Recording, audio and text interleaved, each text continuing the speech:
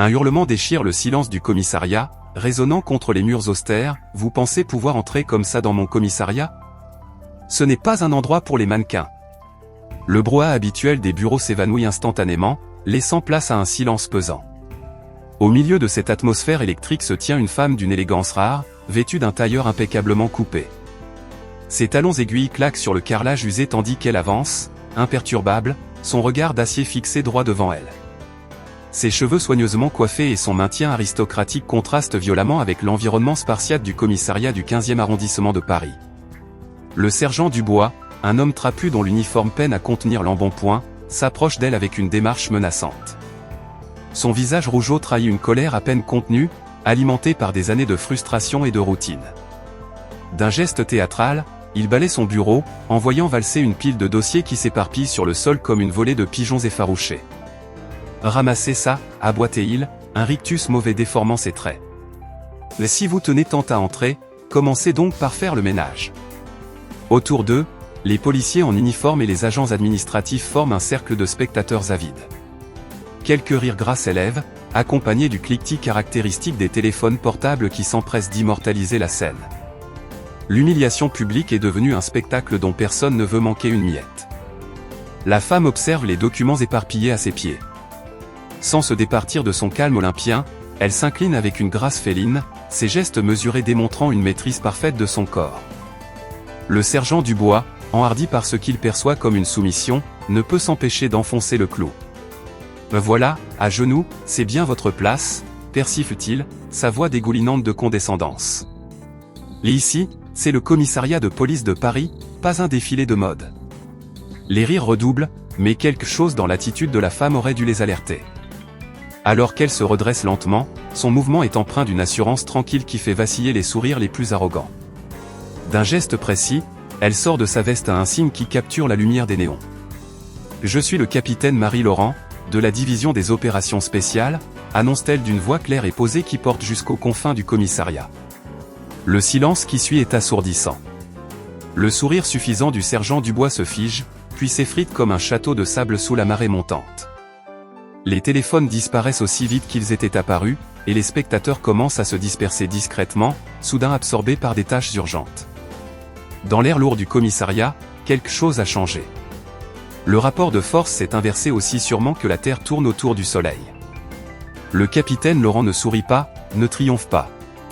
Elle se contente de fixer le sergent Dubois de son regard pénétrant, laissant le poids de sa révélation s'abattre sur les épaules de l'homme comme une chape de plomb. Les murmures commencent à circuler dans les couloirs. La division des opérations spéciales n'envoie jamais ses agents sans raison, et certainement pas une capitaine. Quelque chose de grave se prépare, quelque chose qui va bien au-delà des mesquineries quotidiennes et des petites démonstrations de pouvoir. Le commissariat du 15e arrondissement, avec ses routines bien huilées et sa hiérarchie immuable, s'apprête à être secoué jusqu'à ses fondations. Le bureau du capitaine Laurent est plongé dans une pénombre calculée, uniquement éclairée par la lueur bleutée d'un écran de téléphone. Face à elle, l'agent Sophie Mercier, une femme d'une trentaine d'années au regard vif, fait glisser son portable sur la surface polie du bureau. « Regardez ça, capitaine », murmure-t-elle, sa voix à peine plus audible qu'un souffle.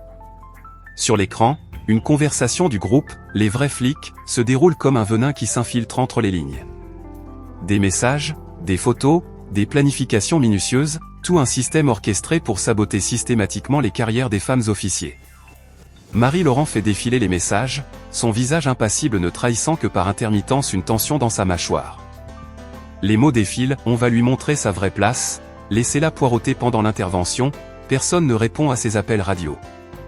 Ce ne sont pas de simples plaisanteries de vestiaire, mais un véritable plan d'action, méthodique, impitoyable. Les dates, les noms, les incidents, tout correspond à un schéma plus large qu'elle commence à peine à découvrir. Le silence est brusquement rompu par la radio qui grésille sur le bureau. Une voix entrecoupée de parasites résonne, « Équipe Bravo en position, demande support immédiat ». C'est l'équipe du lieutenant Sarah Benoît, engagée dans une opération de surveillance dans le 18e arrondissement. Les secondes s'égrènent, interminables. Pas de réponse. Marie échange un regard lourd de sens avec Sophie. Ce n'est pas une coïncidence. Centrale, ici capitaine Laurent. Quelle est la situation de l'équipe Bravo ? Le silence qui suit sa question est assourdissant. Seul le grésillement constant de la radio lui répond, comme une moquerie électronique. Dans le coin de la pièce, Sophie consulte frénétiquement son téléphone, vérifiant les derniers messages du groupe. Ils l'ont fait exprès, souffle-t-elle, regardez les messages d'il y a 20 minutes. Pendant ce temps, dans les couloirs sombres du commissariat, une autre forme de résistance prend vie. Des regards s'échangent, des mots sont chuchotés, des documents changent discrètement de main. Un réseau invisible se tisse entre les femmes officiers, chacune apportant sa pierre à l'édifice. Dans un casier anonyme du vestiaire, une clé USB contient des années de témoignages, de photos, de rapports officiels jamais traités. Chaque incident, chaque commentaire déplacé, chaque mission sabotée, tout est méticuleusement documenté. L'agent Clara Dubois, qui n'a aucun lien de parenté avec le sergent du même nom, maintient une archive numérique cryptée. Son bureau, en apparence ordinaire, est le point névralgique d'un système de documentation sophistiqué. Nous ne pouvions pas faire confiance aux canaux officiels, explique-t-elle à voix basse au capitaine Laurent, alors nous avons créé les nôtres. Dans ce ballet silencieux de résistance, une figure énigmatique se déplace comme une ombre entre les bureaux. L'inspecteur Thomas Renard, dont le nom n'apparaît sur aucun registre officiel du commissariat, observe, note, enregistre. Ses yeux gris, cachés derrière des lunettes ordinaires, ne manquent aucun détail. Son carnet, rempli d'une écriture serrée, raconte une histoire que peu sont prêts à entendre. Les policiers le croisent sans le remarquer, habitués à sa présence discrète. Certains le prennent pour un agent administratif, d'autres pour un inspecteur des services généraux. Personne ne soupçonne qu'il représente une autorité bien plus haute, mandatée directement par le ministère de l'Intérieur. Ces rapports, envoyés quotidiennement via un canal sécurisé, dressent un tableau accablant de discrimination systémique. Dans son bureau, Marie-Laurent contemple la ville à travers la fenêtre. Les lumières de Paris scintillent dans la nuit tombante, indifférentes au drame qui se joue dans les murs du commissariat. Les preuves s'accumulent, page après page, témoignage après témoignage, dans un dossier qui s'épaissit d'heure en heure. L'amphithéâtre de la préfecture de police bourdonne de conversations étouffées. Le capitaine Laurent se tient devant l'assemblée, ses diapositives projetées sur l'écran géant détaillent les nouvelles stratégies d'intervention dans les quartiers sensibles. La salle est comble, remplie d'officiers supérieurs et de représentants du ministère. Soudain, une voix s'élève, tranchante comme une lame, avec tout le respect que je vous dois, monsieur le directeur, ces méthodes sont totalement inadaptées. Le commandant Bertrand, un homme à la carrure imposante, se lève lentement de son siège. Son intervention, minutieusement calculée, vise à déstabiliser la présentation. Ses yeux brillent d'une lueur satisfaite tandis qu'il poursuit, comment pouvons-nous faire confiance à des protocoles élaborés par quelqu'un qui n'a manifestement aucune expérience du terrain? Dans la salle, quelques hochements de tête approbateurs apparaissent, comme une vague silencieuse de désapprobation. Les heures s'écoulent, et la nuit enveloppe Paris de son manteau sombre. Le parking souterrain de la préfecture est pratiquement désert, seuls quelques véhicules de service occupent encore les places numérotées. Les néons grésillent, projetant des ombres mouvantes sur les murs en béton. Le bruit des talons du capitaine Laurent résonne entre les colonnes. Elle perçoit d'autres pas derrière elle, plus lourds, plus menaçants. « Vous ne tiendrez pas longtemps ici », lance une voix dans l'obscurité. Le ton est doucereux, presque amical, ce qui le rend d'autant plus inquiétant. « J'ai des amis haut placés, des gens qui comprennent comment les choses doivent fonctionner. » Les mots flottent dans l'air vicié du parking, s'accrochant aux parois comme un poison invisible. Marie continue d'avancer, son visage ne trahissant aucune émotion. Dans son bureau, le lendemain matin, une enveloppe Kraft attend sur sa table de travail. Aucun expéditeur, aucune indication, juste un petit renflement trahissant la présence d'une clé USB. Le capitaine Laurent observe l'objet pendant de longues secondes. L'enveloppe, posée bien en évidence, semble la narguer de sa présence énigmatique. Le contenu de cette clé pourrait tout aussi bien être une menace qu'une aide inattendue. Le téléphone sur son bureau vibre soudainement. Un message lapidaire s'affiche, réunion extraordinaire du conseil de discipline. 17h. Présence obligatoire. L'objet officiel, évaluation des compétences du capitaine Laurent dans le cadre de sa période probatoire. Marie fixe l'écran, son visage reflété dans la surface noire. Le prétexte est transparent, presque grossier. Dans les couloirs, les regards se font plus insistants, les chuchotements plus audibles. Les aiguilles de l'horloge murale poursuivent leur course implacable. 17h approche. Le capitaine Laurent reste assise à son bureau, l'enveloppe Kraft toujours scellée devant elle, tandis que les bruits du commissariat lui parviennent à travers la porte fermée. Le soleil décline sur Paris, ses rayons traversant les fenêtres du commissariat, projetant des ombres allongées sur les murs. L'atmosphère est lourde, chargée d'une tension palpable. La salle de réunion du conseil de discipline résonne de voix tendues. Autour de la table massive en acajou, les visages sont graves, certains emplis d'une satisfaction mal dissimulée. Le commandant Bertrand, debout, énumère les accusations avec une assurance théâtrale: insubordination, incompétence manifeste, perturbation des procédures établies. À chaque charge, le capitaine Laurent répond avec une précision chirurgicale. Les sourires satisfaits commencent à s'effacer, remplacés par une inquiétude grandissante.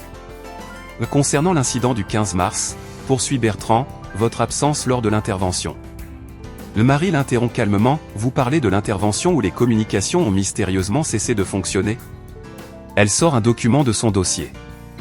Voici le rapport technique de ce jour précis. Le silence qui suit est assourdissant. Les regards se croisent, nerveux. Ce qui devait être une simple formalité pour écarter une officière gênante se transforme en démonstration implacable. Soudain, la porte de la salle s'ouvre. Les têtes se tournent d'un même mouvement. Un homme en costume sombre entre, son badge doré captant la lumière des néons.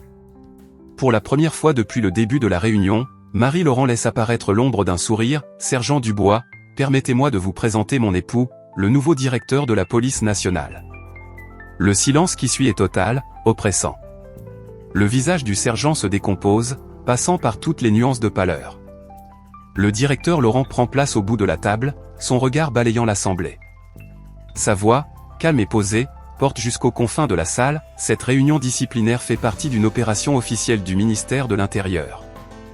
Les dossiers qu'il dépose sur la table portent le sceau ministériel. Chaque événement survenu dans ce commissariat ces dernières semaines était surveillé et documenté. Les écrans muraux s'allument simultanément. Les preuves s'affichent, implacables et irréfutables. Le sergent Dubois, figé sur sa chaise, observe impuissant la destruction méthodique de son autorité. Ses alliés dans la salle s'écartent imperceptiblement de lui, comme pour se dissocier de sa chute imminente. Deux officiers en uniforme entrent dans la salle. Le sergent Dubois, veuillez nous suivre. La demande, polie mais ferme, ne souffre aucune contestation. Le sergent se lève, les jambes tremblantes. Son regard croise celui du capitaine Laurent, mais il n'y trouve aucune trace de triomphe, seulement une froide détermination professionnelle. Dans les couloirs du commissariat, le sergent avance, escorté. Son uniforme, dont il était si fier quelques heures plus tôt, semble maintenant peser une tonne sur ses épaules. Il traverse le bâtiment sous les regards silencieux des officiers présents, particulièrement ceux des femmes qu'il avait si souvent méprisées. Les portes du commissariat se referment derrière lui, marquant la fin d'une ère dans ses murs. Dans la salle de réunion, le directeur Laurent conclut la séance. Les dossiers sont rassemblés, les écrans s'éteignent. Le conseil de discipline a rempli sa fonction, sans éclat ni drame superflu, avec la simple efficacité de la justice administrative. La salle de conférence de la préfecture de police baigne dans la lumière matinale. Sur le pupitre, une plaque dorée annonce sobrement « Département de la conduite et de l'égalité ». Le capitaine Laurent ajuste ses notes, son regard parcourant la salle où sont réunis les représentants de chaque commissariat parisien. Sa voix, claire et assurée, s'élève, le changement n'est pas une option, c'est une réalité.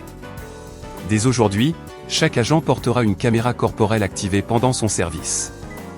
Les murmures parcourent l'assemblée tandis qu'elle poursuit, le nouveau code de conduite professionnelle entre en vigueur immédiatement. Sur les écrans, les directives défilent, procédure de signalement simplifiée, protection des lanceurs d'alerte, sanctions immédiates pour tout comportement discriminatoire. Les visages dans la salle reflètent un mélange de résignation et d'acceptation. Les caméras, alignées sur une table près de l'estrade, incarnent cette nouvelle ère de transparence. Dans un bureau au 3e étage, une scène singulière se déroule. L'ancien sergent Dubois, désormais simple agent administratif, se tient devant le bureau de l'inspectrice principale. Son attitude autrefois arrogante a disparu, remplacée par une posture contrainte. « Vos rapports de la semaine, madame l'inspectrice », murmure-t-il en déposant une pile de documents. L'ironie de la situation n'échappe à personne, celui qui méprisait l'autorité féminine se retrouve maintenant sous leurs ordres directs. L'amphithéâtre de l'académie de police bourdonne d'excitation. Les gradins, habituellement dominés par une majorité masculine, présentent aujourd'hui un tableau différent. Rangée après rangée, les uniformes des cadets se succèdent, hommes et femmes en nombre égal. Le capitaine Laurent monte sur l'estrade, son uniforme impeccable captant la lumière. Le silence s'installe naturellement.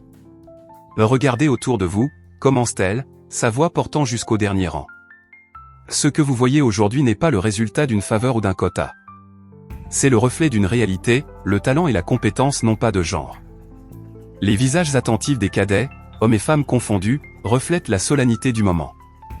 Dans leur rang, les futures générations d'officiers apprennent déjà que l'autorité ne se mesure pas à la force physique ou au genre, mais à la compétence et à l'intégrité.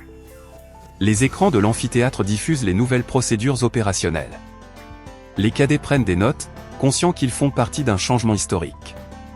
Les caméras corporelles sont présentées, leur utilisation expliquée en détail. Chaque aspect du nouveau code de conduite est disséqué, ne laissant aucune place à l'interprétation ou aux anciennes habitudes. Dans les couloirs de l'académie, les photos des anciennes promotions côtoient maintenant celles de la nouvelle génération. Le contraste est saisissant, d'un côté, des rangs uniformément masculins, de l'autre, une diversité qui reflète enfin la société qu'ils sont appelés à servir. Les cadets circulent entre les cours, leurs conversations mélangeant naturellement les perspectives masculines et féminines sur les tactiques d'intervention, la gestion de crise, la médiation. Le soleil décline sur Paris, ses rayons dorés illuminant la façade de l'académie de police. Dans son bureau, le capitaine Laurent observe la cour où les cadets s'exercent aux techniques d'intervention. Les équipes mixtes travaillent en harmonie, chacun apportant ses forces à l'ensemble. Les caméras corporelles, désormais partie intégrante de leur équipement, enregistrent chaque exercice, chaque interaction. La journée s'achève sur une note d'espoir tangible. Les changements ne sont pas des promesses lointaines mais des réalités concrètes, caméras actives, procédures claires, responsabilités définies. Dans les commissariats de Paris, une nouvelle génération d'officiers se prépare à prendre la relève, formés dans le respect mutuel et l'égalité professionnelle. Cette histoire vous a touché ?